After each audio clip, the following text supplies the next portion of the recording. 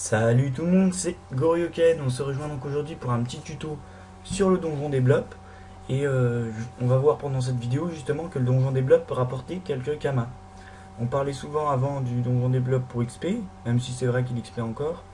Même si depuis certaines mages, et notamment avec les butins, le donjon des blops est beaucoup moins réputé. Alors qu'avant, je m'en souviens à l'époque, quand on rentrait justement à l'entrée du donjon des blops, c'était complet. Donc au niveau de la difficulté du donjon, Dofus dit que c'est entre niveau 60 et 120. Donc en général, les gens prennent un HL et les autres sont des BL en fonction du groupe. Donc on va tout de suite rentrer dedans. Donc moi je vais vous montrer un peu comment il est. J'y vais tout seul donc ça va aller assez vite. Voilà, on se met là. C'est parti. Donc au niveau, on a des blops coco, on a des blops pignons, on a des blops prénettes et on a un tronc au blob. Sachant que les 4 ne tapent vraiment pas très très fort. Donc je vais pas faire de tchal.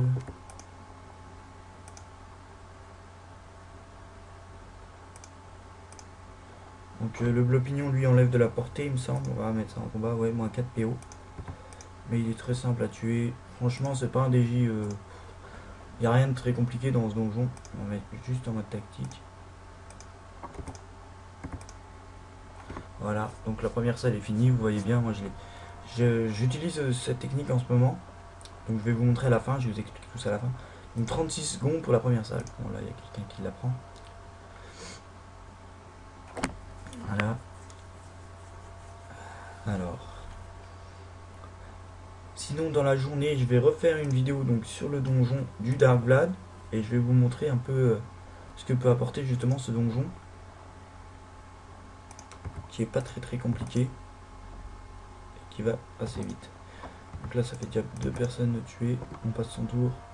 Le but dans ce donjon, si vous le faites tout seul, bah moi personnellement je le fais d'habitude avec ma team, donc je le montre tout seul pour aller assez vite et puis que vous ne vous ennuyez pas pendant cette vidéo. Donc là, le blob griotte qui cache son biblop. Donc là c'est fini, on donne 2 coups d'épée diop. Et voilà. Donc la deuxième salle, 36 secondes. Alors là on arrive dans une salle assez qui peut être compliquée, étant donné que si vous faites une boulette, que vous soyez niveau 10 comme niveau 200, vous pouvez mourir, étant donné que les glutoblops vous dévorent et vous tuent du premier coup. Donc ce qu'il faut faire, c'est attention à leur PM, car ils ne peuvent que vous glouter, donc vous absorber au corps à corps. Donc moi j'aurais pas ce souci là, étant donné qu'il est déjà mort. Mais si vous faites le déjà plusieurs, vous aurez plusieurs glutoblops. Par exemple, dans cette salle, il me semble qu'on peut en avoir jusque 2 ou 3. Voilà. On va aller tuer le petit blob pignon. Voilà, comme ceci. Il nous reste le blob coco et puis ça va aller assez vite. Donc toujours faire attention au glutoblob. Si vous avez un Enus, ça peut être sympa, donc il faut vite retirer des PM.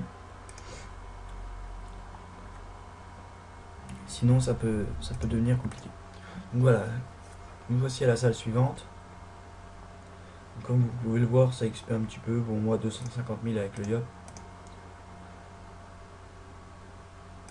Alors cette salle, c'est un peu la même que l'autre. Hop là. Hop, voilà. Donc là déjà 2 personnages de mort. Je recule.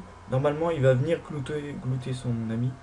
Bon attendez, je vais passer quand même juste pour vous montrer ce qu'il peut faire. Il me semble que normalement il va glouter son ami. Voilà, comme ceci. Donc il gagne 200 PV et 2 PM. Donc c'est justement là que ça peut devenir compliqué. Voilà. Donc là il est mort, je l'ai tué. Donc 200 000. Alors c'est là que justement tout devient intéressant. Donc ce que je peux vous conseiller, c'est de prendre à chaque fois, si vous êtes notamment en team, je parle pour ceux qui ont une team notamment sur cette technique, ou même tout seul, mais ça devient un petit peu plus long. Donc on va aller dans les ressources, puis on va aller regarder les clés. Donc dès que vous battez par exemple là, le bibliblop pardon, qui est un PNJ, vous dit choisir la salle du blob indigo, rainette, griotte ou coco royal. Donc là, vous pouvez choisir, et à la fin de cette salle, vous gagnez un morceau de clé selon l'élément que vous avez choisi. Donc par exemple, là j'ai 57 morceaux de clé coco. Et justement, à chaque combat, vous gagnez avec un perso, un morceau de clé. Donc par exemple, si vous faites à 8 le donjon, ça vous fait 8 morceaux de clé coco. Donc vous faites 4 fois le DJ, et vous choisissez à chaque fois un blob un blob indigo, Renate, Griot, Coco, donc chaque blob royal par DJ. Et ça va vous donner donc 8 clés de l'antre du blob multicolore. Sachant que 10 clés sur mon serveur coûtent à peu près, on verra ça tout à l'heure, mais ça peut être vraiment rentable. Donc là par exemple on va prendre le coco. Je confirme ce choix. Au niveau du coco, il peut invoquer un glutoblob, donc celui qui dévore là, comme je vous dis, celui qui est un peu compliqué. Mais il l'invoque très rarement. Mais s'il l'invoque et vous êtes au corps à corps, si je suis tout seul par exemple là, je suis mort. Donc là il a invoqué un troncoblob, donc ça va, il n'y aura pas trop de soucis.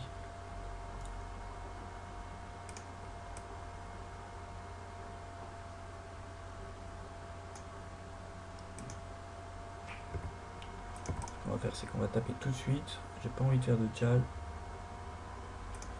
Hop, donc le blob coco pour moi est pratiquement mort, hein, il tape que du 71. Pourtant j'ai pas j'ai pas de résistance. Alors, le biblob, bon, si de plus ça arrêterait de bugger, ça irait mieux. Voilà, c'est parti. Donc là, on fait un petit truc comme ça. Comme ça, ça nous permet de tuer les deux. Et il ne nous reste plus que le fameux blob coco. Hop, toi t'es mort, toi on te dégage. Et toi t'es mort. Donc voilà, le donjon est donc terminé. Vous gagnez donc un morceau de clé coco.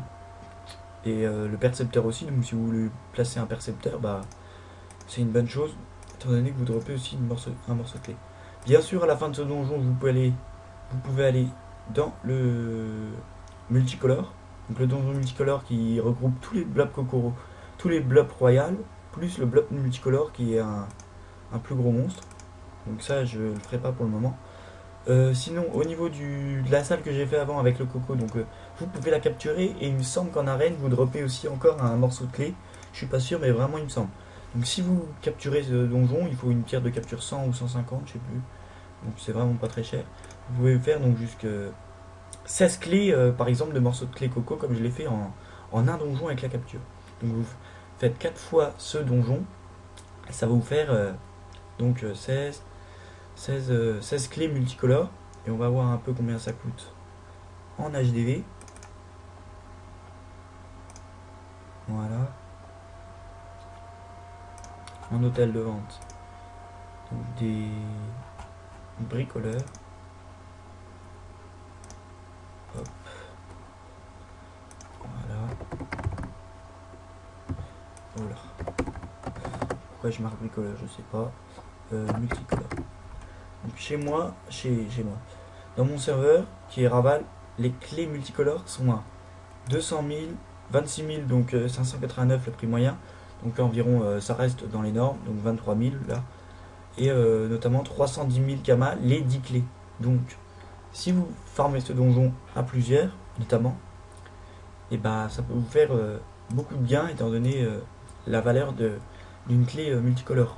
Et pour la vente, bien évidemment, vous pouvez limite vous mettre en mode marchand, par exemple le soir avant d'aller dormir, vous vous mettez en mode marchand devant le donjon, dans le donjon multicolore, et ce qui fait que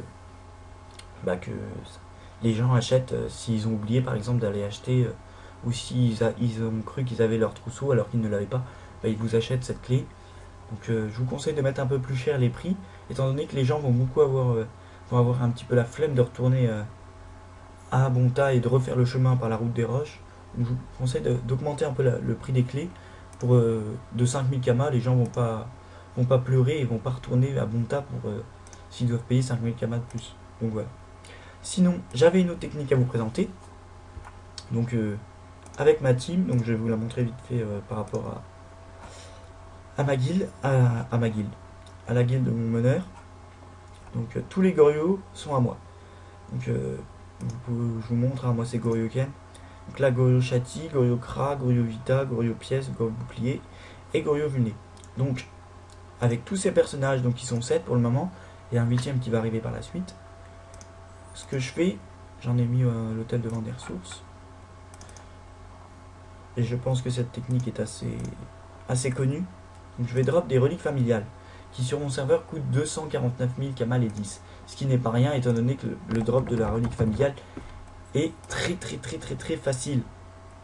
Donc comme vous voyez les 100, ça va approcher les 2,8 millions, les 2,9 millions pardon, donc presque les 3 millions les 100 clés, étant donné que pour à peu près aller 1h30 maximum ou 1 heure, j'en ai drop 40. Donc j'entends beaucoup dans des vidéos que ça va très vite, il vous faut 1 heure pour en drop 40.